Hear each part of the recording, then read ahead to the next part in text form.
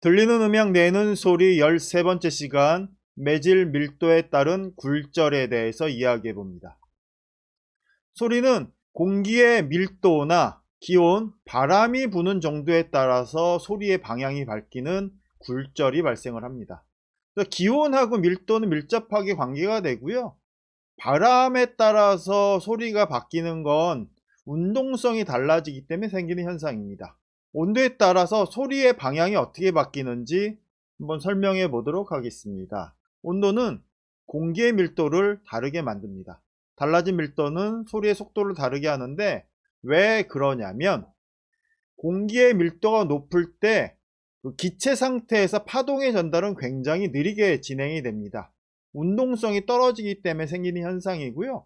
고체일 경우에는 밀도가 높을수록 파동의 속도가 높아요. 그런데 소리는 무엇으로 전달되냐면 공기를 통해서, 기체를 통해서 전달되고, 기체는 그 기체 운동성에 따라서 달라지는데 온도가 올라가면 밀도가 떨어지고요. 밀도가 떨어지면 기체 운동성이 증가하기 때문에 소리의 속도가 빨라지는 겁니다. 파동이 빨라지는 거예요. 이 부분을 이해해야 합니다.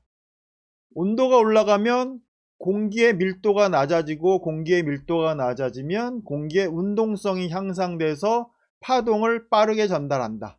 반대로 고체 같은 경우는 밀도가 높아지면 높아질수록 탄성력에 의해서 파동이 빨리 전달되는데, 고체 같은 경우는 S파로 전달되고 기체에서는 P파로 전달된다라고 여러분들한테 설명을 드렸어요. S파, P파 설명할 때.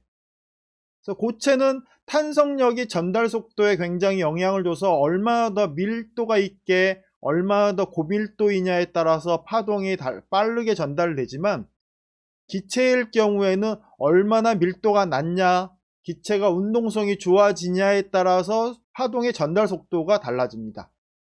그래서 소리는 공기를 통해서 전달이 되기 때문에 온도가 올라가면 기체의 밀도가 떨어지고, 기체의 밀도가 떨어지면 기체의 운동성이 증가하기 때문에 더 빠르게 전달이 된다라는 거예요.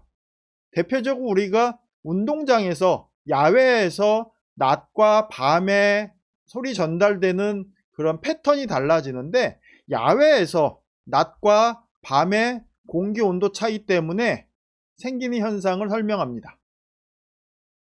이 그림을 보시면 낮일 때가 있고요, 밤일 때가 있어요. 낮에 햇빛이 띄고요, 밤일 때는 달이 떠 있어요. 낮에 햇빛이 이렇게 쫙 쬐니까 어떻게 돼요? 요 땅 부분이 고온이 돼 버려요. 고온이 돼 버립니다. 고온. 따뜻해지죠.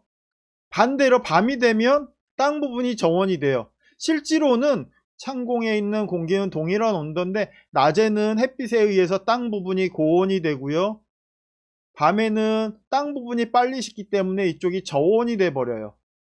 고온이 되면 어떻게 되죠? 고온이 된 부분이 따뜻해졌으니까 소리의 속도가 이렇게 되겠죠. 빨라지고, 올라갈수록 덜 빨라지고, 창공은 더 덜 빨라지고.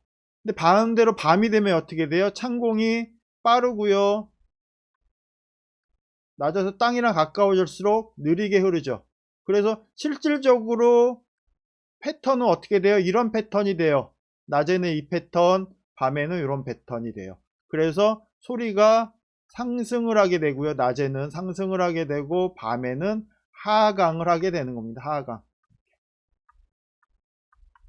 그래서 낮에는 소리가 위로 올라가고 밤에는 소리가 밑으로 떨어지는 현상이 발생하는데, 이런 현상이 뭐 때문에 그래요? 온도가 올라가면 공기의 운동성이 증가되고, 운동성이 증가되면 소리의 속도가 빨라지는데, 낮에는 지표면이 빨라지고 밤에는 창공이 빨라진다. 빨라진 쪽이랑 느려진 쪽을 횡선으로 그어보면 방향이 낮에는 하늘 방향, 밤에는 땅 방향으로 방향이 되어지게 되어 있습니다.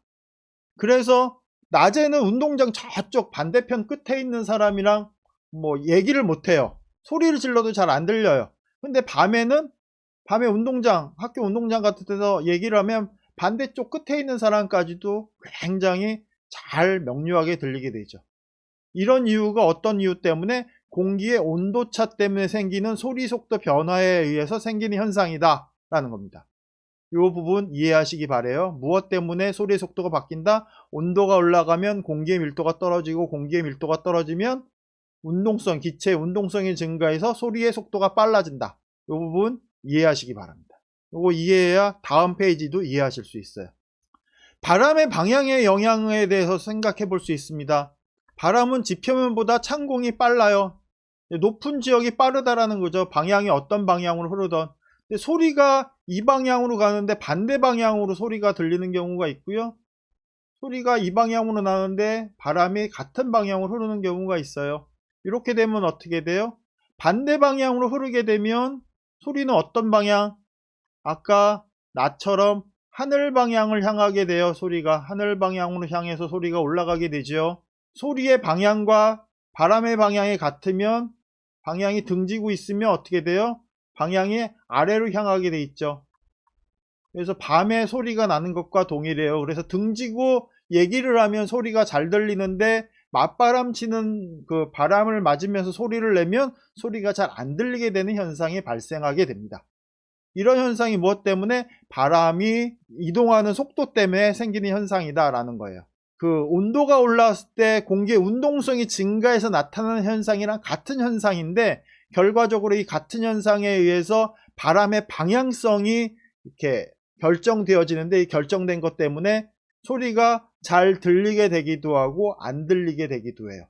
그래서 이런 구조를 잘 이용해서 우리가 소리가 잘 들리게 만드는 방법도 있고, 거꾸로 안 들리게 하는 방법도 우리가 구현해낼 수 있겠죠.